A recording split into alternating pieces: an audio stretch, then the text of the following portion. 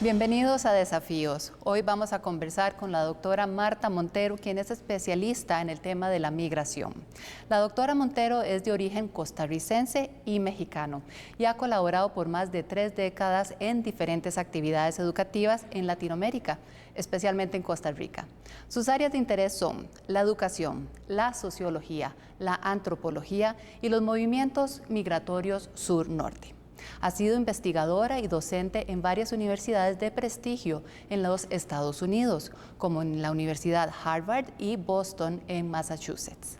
En esta universidad recibió la distinción de profesora emérita de los Estados Unidos de América, destacándose también su labor en las áreas de antropología y sociología aplicada a la educación, investigación cualitativa y multiculturalidad.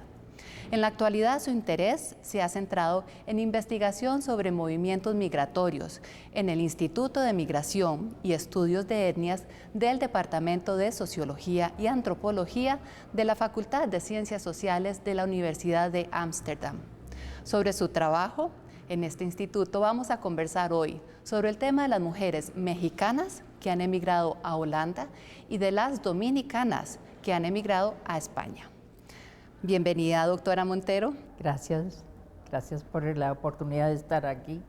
Usted estudia la migración y a su vez, en su propia experiencia, decimos en carne propia, ha vivido, porque usted misma ha sido migrante. Su papá entiendo que es costarricense, su mamá mexicana, y a usted le ha tocado vivir en distintos países. Sí, por cierto, una de las cosas que me hace muy costarricense es el hecho de que, a pesar de que no nací en Costa Rica, nací en México, he podido siempre venir a Costa Rica desde pequeña, teniendo aquí a mi abuela que vino de Bélgica, casada con un costarricense. Entonces tenemos raíces tanto en Europa, venimos a Costa Rica, y de Costa Rica mi padre sale para México, conoce a mi madre, se casan en México y emigramos a los Estados Unidos y de nuevo volvemos a Latinoamérica. Entonces, mi vida ha sido una trayectoria completamente de el inmigrante. Hoy día vive en Ámsterdam. Hoy día vivo muy contentamente en lo que son los Países Bajos, en un pueblito, Naarden, que queda a 20 minutos al sur de Ámsterdam. Bueno, en esta presentación que le hice también usted estuvo en los Estados Unidos y tiene una experiencia en lo que es en este trabajo en las universidades, que también contribuyó con estudiantes latinoamericanos en sus procesos de incorporarse a la educación.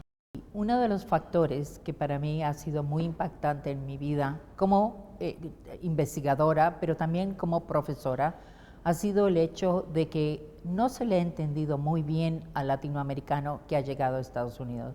Aquellos que nacen en ese país viven con una cantidad de discriminaciones, problemas, ajustes en la educación. Los nuevos inmigrantes tienen otra adaptabilidad y por lo tanto para mí fue una decisión mortal, digo, en el sentido de que no permitiría ya jamás no hacer estudios si no fueran con los latinos que viven allá. Trabajé con puertorriqueños, dominicanos, mexicanos y con otros grupos también étnicos, porque en Estados Unidos es un país de migraciones y la realidad ha sido que el latino se le ha visto siempre en una forma casi despectiva o negativa, y lo que sale a brote es que desconocemos los factores que contribuyen a ello en muchos casos y también los momentos de éxito, y hay muchos latinos que tienen éxito a pesar de sus pobrezas, a pesar de que los padres no tengan educación y a pesar de muchos contratiempos, y eso era lo que me interesó, y tanto así que seguí estudiando latinos en Estados Unidos, pero también tuve una mira hacia Latinoamérica con grupos indígenas y con grupos, por ejemplo, como los Garifuna en Honduras.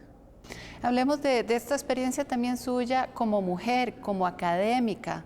No sé si usted también tiene una experiencia, bueno, pues propia de ser migrante, de ser latinoamericana y de estar en este país, pues impartiendo, investigando, impartiendo clases, etcétera. Para mí el hecho de que soy mujer y soy investigadora ya dice mucho, no sobre mí, pero la idea de que la mujer ha roto la brecha que ha habido entre hombres y mujeres al hacerse una investigadora consagrada. Y lo interesante que he visto es que realmente la academia ha sido muy paternalista y hasta hace poco con estudios como los de Dorothy Smith y otra gente que han tenido que sacar a base que tenemos que entender género como parte de la investigación, que no es solo la cuestión de verlo desde un punto de vista académico o patriarca, pero tenemos que verlo desde el punto de vista de múltiples interrelaciones, tanto de raza, género, la cuestión de identidad, la cuestión de adaptación, y por lo tanto, para mí, el hecho de que son más mujeres las que se unen a la investigación cualitativa ya dice mucho. Conozcamos su aporte, sobre todo lo que son los estudiantes latinoamericanos, cómo contribuye usted a que ellos se integraran tal vez, pues es otra forma de vida, otra cultura. Me imagino que no solo es ayuda económica, ¿verdad? Que uno pues se contribuye mucho con becas, pero esta integración también para que ellos pudieran surgir con sus estudios. Claro, lo que pasa en muchas academias es que se desconoce lo que traemos de Latinoamérica. Piensan todavía que estamos viviendo en el tercer mundo y que se desconoce nuestras ideologías, nuestras cosmologías, nuestros movimientos híbridos, mestizos, etc. Lo que yo empecé a hacer fue abrir brecha, siendo la primera mujer latina en la Facultad de Educación de la Universidad de Harvard. Empecé a traer a gente como Paulo Freire. Empecé a hacer movimientos estudiantiles donde se estudiaba lo que estaba pasando en Latinoamérica. Trabajé con grupos indígenas en Guatemala. ¿Por qué? Porque queríamos que se entendiera que la educación bilingüe que se ve en Estados Unidos también estaba suscitando en un país como Guatemala, y que en Costa Rica las escuelas marginales también se podrían dar a conocer. Y es por eso que para mí mi trabajo no ha sido solamente de educar, pero de extenderme dentro de las comunidades propiamente y de tratar de trabajar con ellas desde el punto de vista que ellas quieren ser reconocidas. Bueno, pues una importante labor en el tema de reconocer las diferentes nacionalidades. Ya volvemos, vamos a hacer una pausa y ya regresamos para seguir conversando con la doctora Montero.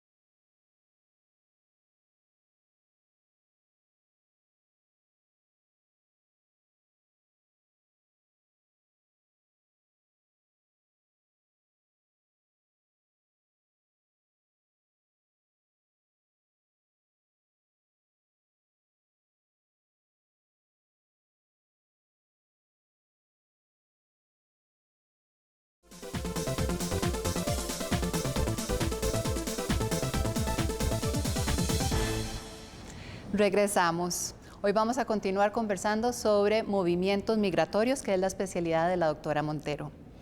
Antes de entrar a conocer cuáles son sus investigaciones y los resultados de estas investigaciones, tal vez definir algunos conceptos, porque pues estamos hablando de migración, inmigración y la inmigración feminizada. No sé si nos podrá ayudar con esto. Bueno, se sabe que hay en estos momentos 232 millones de personas en movilidad en todo el mundo, de los cuales la migración interna es más grande y más alta que lo que es la inmigración internacional.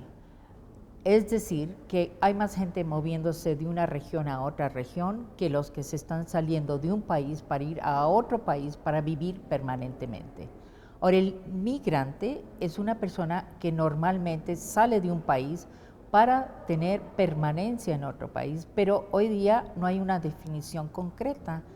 Por lo tanto, se considera que después de 6 meses o de un año, esa persona se ha tornado en un migrante. ¿Por qué? Porque en Europa se usa la palabra migrante en general, no inmigrante, y en Estados Unidos se usa la palabra inmigrante, y en Latinoamérica se usa la palabra inmigrante y emigrante, aquel que deja su país para salir. Dentro de esto, 51% de las que están inmigrando en estos momentos son mujeres. ¿Y por qué? Porque con los cambios de la globalización, con los grupos, por ejemplo, con NAFTA, que fue el Tratado de Libre Comercio entre Estados Unidos, Canadá y México, entonces fuentes de ingreso eran las maquiladoras en el norte de México y muchas mujeres dejaron sus hogares para ir a trabajar. Es la teoría del empuje y la teoría de básicamente de la demanda. Y en ese sentido, la gente antes, más que nada, emigraba por cuestiones de economía, buscaban mejor calidad de vida. Hoy en día no es tal. Hay gente que emigra por el amor o que emigra porque quieren la sensación de vivir en otro país o porque quieren tener estudios mucho más profesionales en otros ámbitos. O hay aquellos que emigran para tener el sol, como mucha gente que llega a Costa Rica. Entonces, hay múltiples razones por las cuales la gente inmigra, pero lo importante es cuál es la consecuencia de esa migración. Si es forzada, como en el caso de los sirios, si es voluntaria, como el caso de muchos mexicanos que deciden entrar a como de lugar a los Estados Unidos, o si es una situación donde están desplazados de un lugar al otro y quedan en campos de adaptación mientras que se les busca como refugiados o asilados un lugar donde vivir. Entonces, las categorías son muy múltiples, están cambiando, las estamos adaptando y hay gente que, por ejemplo, suele viajar sencillamente por el gusto de tener esas experiencias. Y el estudiante hoy en día también se considera migrante y es una de las nuevas olas que estamos viendo. Ya hay los inmigrantes del norte al sur, que son los europeos que se van a las Islas Canarias, pero también hay los de Estados Unidos que son los de Nueva York que se van a la Florida y hay la gente de Estados Unidos que suele venir a Costa Rica por las playas, lo ecológico, gente que quiere estudiar y todas esas razones son aceptables dentro de las teorías de migración. Pero en la humanidad siempre ha estado como el tema de la migración, siempre ha habido este constante movimiento de buscando un mejor lugar, como usted dice, o buscando hasta calidad de vida, que ahora entendemos que son otras razones, bueno, pues los desplazamientos por la guerra, sí. Pero desde la historia claro. La gente se ha estado moviendo. Claro, hay casi algo erróneo en pensar que es un movimiento nuevo. No, siempre ha existido. Y la verdad es que la cara de la diversidad es la migración, porque los propios, por ejemplo, los mayas, encontraron semillas del cacao que se produjeron en México, en Tabasco, se ven en Guatemala, se ven hasta en Honduras. Y ese tipo de difusión, tanto cultural como sociológica, es lo que realmente empuja a la gente a buscar nuevos caminos, nuevas ideas, el traslado de comidas, el traslado de productos, y estamos viviendo realmente una migración global. Ahora conozcamos los resultados específicos de la investigación suya, que estudió la migración de las mujeres, entiendo, ¿verdad? Sí. Específicamente de las mexicanas que fueron a Holanda.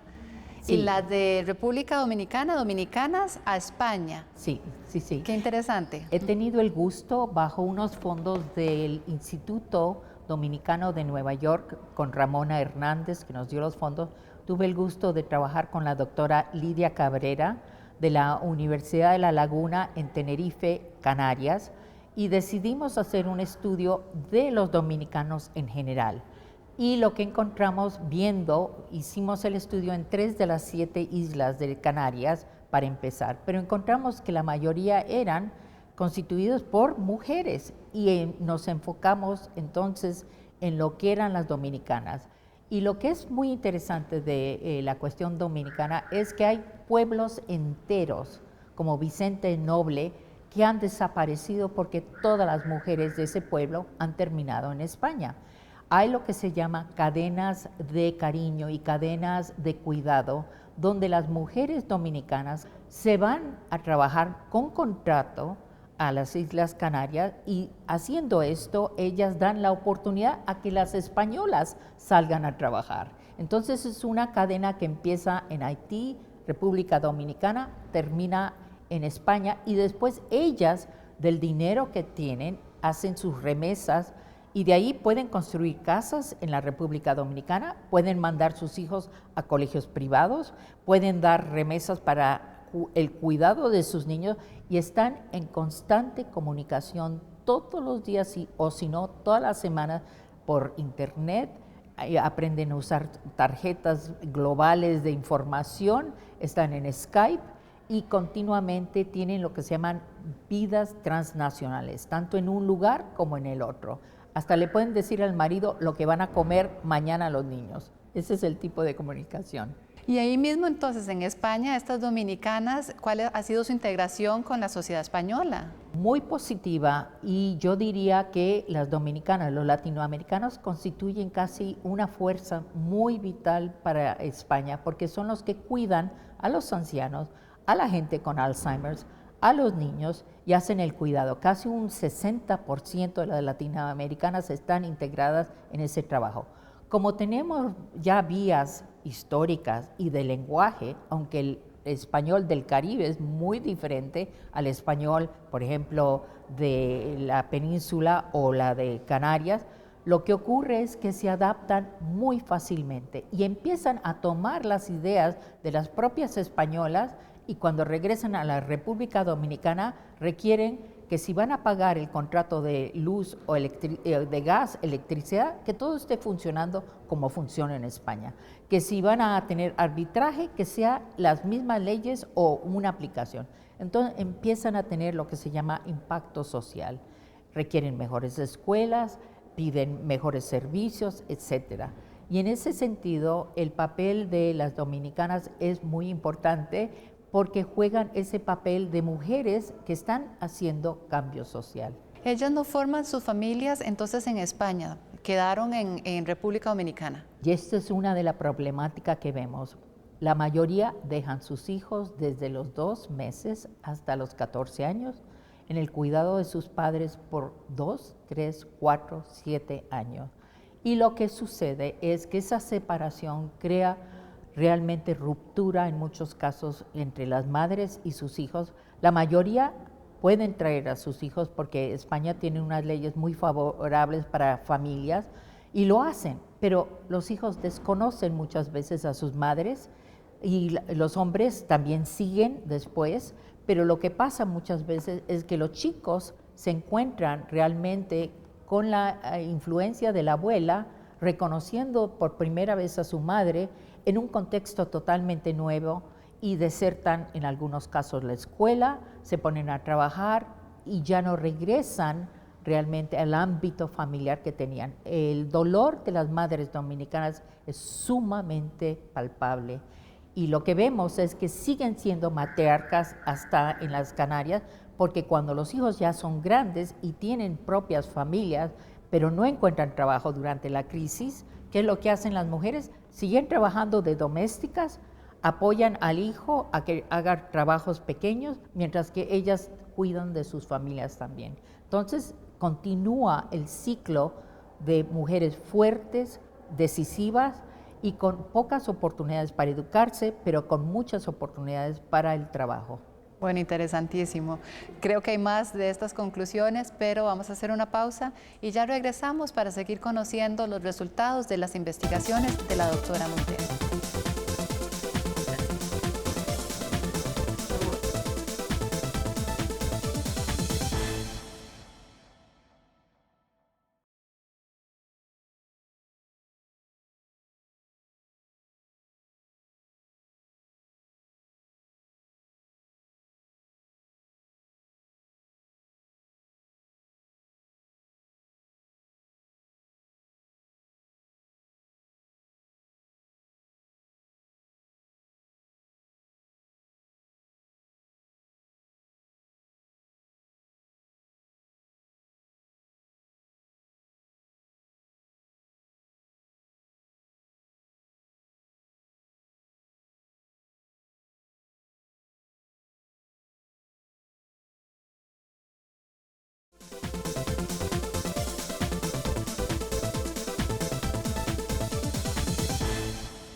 Continuamos en Desafíos y hoy continuamos con la doctora Montero, conociendo estos resultados de sus investigaciones.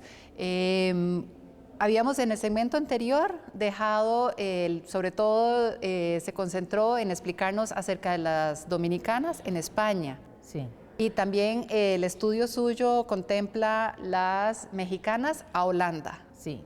Cada grupo y cada país, me imagino que son motivos, razones diferentes y cada país ofrece otras condiciones. Una de las cosas que ha salido del estudio de las mexicanas es que no se puede hacer la misma conclusión de los mexicanos que llegan a Estados Unidos que los que llegan a España. Y sobre todo porque las mexicanas que llegan a los Países Bajos llegan más que nada por cuestiones sentimentales. Conocen a su holandés en las playas del Carmen o en Cancún o en Puerto Vallarta, se enamoran y en cuestión de 3, 4 meses empiezan todo el papeleo para que pueda solicitarla. Llegan a Holanda y empiezan una nueva vida. Pero qué interesante que quieran salir de México e irse a otro país. Claro, pero para muchas de ellas, primero son mujeres educadas, el 60% ya tienen títulos universitarios y 20% siguen estudiando después en Holanda. El 87% están en cursos de ciudadanía holandesa y lo primero que hacen durante los primeros 2, 3 años tratan de conseguir ciudadanía o conseguir sus pasaportes, porque después de 3 años de estar casados con holandeses pueden hacer la solicitud.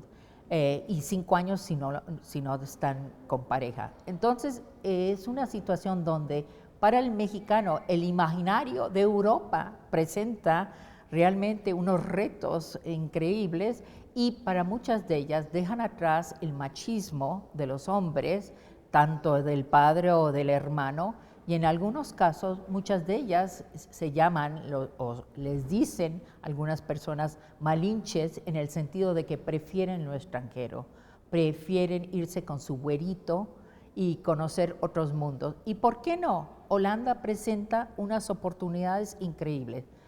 Presenta oportunidades de educación esmeradas, presenta opciones para el trabajo cuando lo puede uno conseguir, si habla uno perfecto holandés, increíbles. Y presenta también la posibilidad de usar 3 y 4 idiomas. Sus hijos llegarán a hablar inglés, francés, alemán y holandés, aparte del español que hablan. Entonces estamos hablando de que entran realmente a un estatus preferencial, en parte porque se casan con familias que son muy tradicionalmente holandesas y les recuerda en muchos casos de las familias que dejaron atrás en México. Es un patrón que se duplica, les ayuda. El problema que encuentran es que muchas con título no encuentran trabajo, no tienen el holandés, no pueden encontrar cualquier trabajo dentro de sus carreras. ¿Y qué es lo que terminan haciendo? Se convierten creativamente en empresarias o en coaches. Holanda tiene el número más grande de coaches, de gente que ayuda a otros a tratar con problemas, etcétera, etcétera, y tiene una concentración de científicos sociales mundialmente muy saturada. Coaches como coaches de salud, de psicología. De todo. Es una concentración. Y la mujer holandesa no trabaja a tiempo completo. Tiene el derecho de pedir 3 días de trabajo para que el marido trabaje los otros días y compense con el cuidado de los niños. Es una sociedad sumamente lateral en el sentido que se comparte todo. Y eso para las chicas, aunque ya no tienen a sus empleadas en casa, no tienen las casas grandes, son casas pequeñas, pero tienen una realmente calidad de vida súper buena, como dicen ellas, porque dejaría y tienen la seguridad. Un factor muy importante para muchos mexicanos que están dejando a México por la inseguridad que existe. Entonces, realmente, como dicen muchas, ¿qué más puedo pedir? Estoy aprendiendo sobre cuestiones cívicas, sociales, puedo integrarme fácilmente si aprendo el idioma, la cultura, y además la familia holandesa ayuda con muchos de los proyectos, financiando las empresas, ayudando con esto y con lo otro, y en poco tiempo se asientan y se integran. Es la diferencia entre factores de educación por un lado y con las dominicanas factores de no mucha educación que les sirve después cuando llegan al otro país. También con los Estados Unidos, que Estados Unidos sigue siendo un sitio de interés para la migración, o usted había hablado hasta de diferentes perfiles en la gente que migra a Holanda o Estados Unidos. Claro, es muy difícil comparar un país de 17 millones de habitantes con un país de 310 millones de habitantes, pero el mexicano que suele ir a Estados Unidos tiene otro tipo de experiencia. Llega muchas veces con poca educación, encuentra que es difícil integrarse, algunos llegan indocumentados, casi hay 13 millones, de los cuales la mitad son mexicanos, y aparte de eso encuentran que encontrar viviendas, se quedan en los barrios básicamente pobres, tienen pobre educación, porque como la educación en Estados Unidos está pagada por donde uno vive, los impuestos de ahí es lo que pagan a los maestros y demás. Entonces, si uno vive en un barrio pobre, la educación no suele ser lo que uno espera. Y cuando llegan a integrarse, que van a la escuela, que empiezan a trabajar 2 o 3 trabajos y quieren educarse, encuentran que la universidad les va a costar por lo muy bajo, 20,000, 30,000, 40,000 dólares, y si van a las escuelas selectas son 65,000 dólares, y entonces encuentran que educarse es algo como un premio, es algo difícil. En Holanda, si vemos el sistema educativo, básicamente los chicos reciben dinero del gobierno holandés para educarse. Cada 3 meses reciben una cantidad para sus materiales, para sus libros. Es la educación del Estado lo que promueve que el niño holandés hasta la edad de 18 años tiene cuidado de parte del Estado.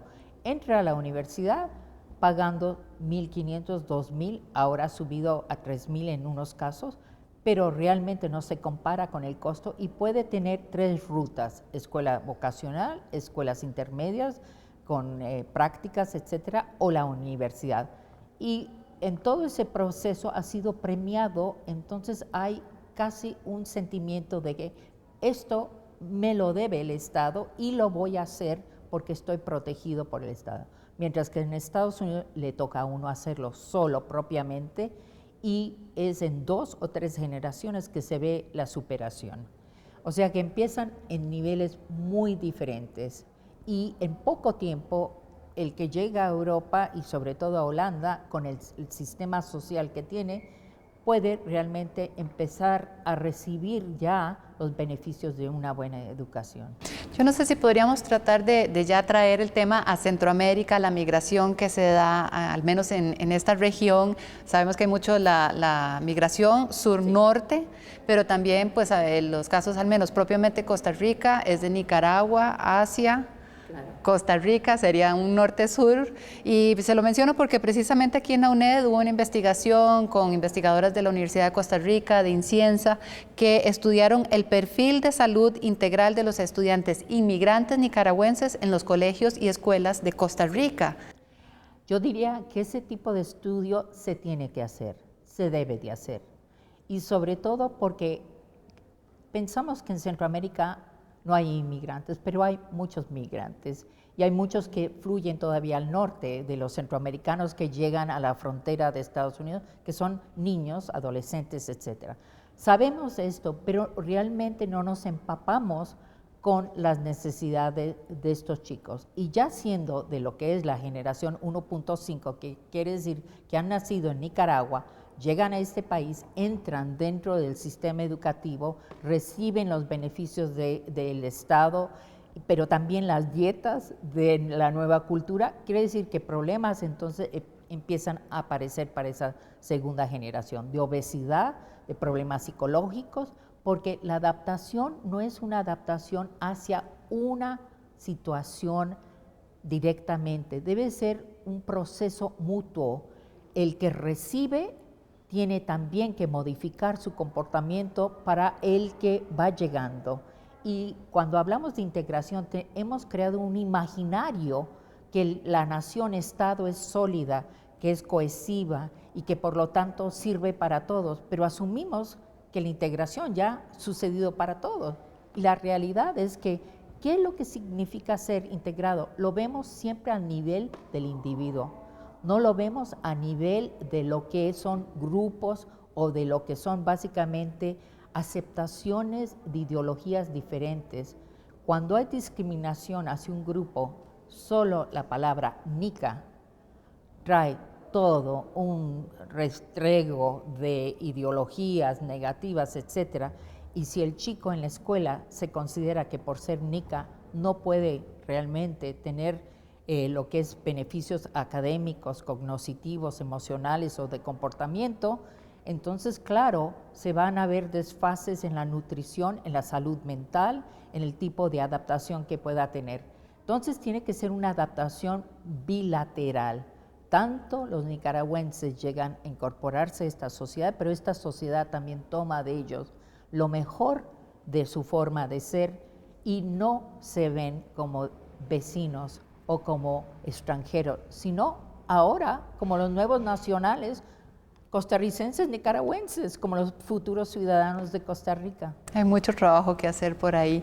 No sé si nos podrías decir con esta experiencia, sus estudios de estas migraciones hacia Holanda, hacia España, de cómo trabajar la integración, estamos hablando de diversidad, de multiculturalidad y también la misma gente, sus valores, sus principios con los que ve al otro. Estudios como el que se ha hecho aquí en el UNED deben de ser plataformas de cambio social, no solo de políticas, porque las políticas llegan a quedarse en papel, pero de acciones con los niños, acciones con las familias, poder trabajar en las comunidades, integrando a los padres que vean ellos lo que es meritorio de la educación de sus hijos. ¿Por qué es que un niño se va a desgarrar las manos sencillamente porque se siente deprimido? Tiene que ser parte de una sociedad que lo acepta. Entonces, mucho de nuestra forma de pensar es movernos de la noción de culturismo, donde dice, entras a una sociedad superior y tú eres el que te tienes que integrar, a una de culturalismo, donde decimos, lo que tú traes consigo tiene valor para nosotros, podemos ver cómo lo integramos y creamos una nueva modificación. Aquí se necesita educación intercultural, se necesita multiculturalismo, capacitación de maestros que entiendan al niño de dónde viene y dónde va, y trabajo con padres, trabajo con comunidades y ver todos los sectores y cómo se cruzan, porque la cuestión de nutrición tiene mucho que ver con la mentalidad de los chicos, y si no aprobamos lo que hacen de comportamientos, lo que pueden lograr con métodos cognitivos, con la cuestión de adaptación emocional, estamos perdiendo una nueva generación. Y eso es el mensaje que creo para mí más oportuno.